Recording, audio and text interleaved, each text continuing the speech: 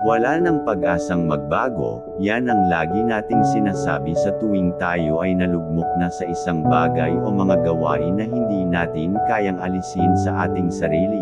Lagi nating sinasabi na wala na akong pag-asang magbago, itutuloy ko na lang kung ano ang buhay ko ngayon.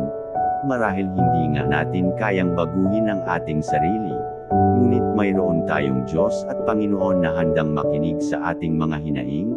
Diyos na kailanman ay hindi tayo sinukuan, kaya sa mga kapatid na nakikinig at nakakabasa ng video na ito, lumapit lang tayo at magtiwala sa Panginoon. Lagi nating tandaan na mahal tayo ng Panginoon hanggang wakas.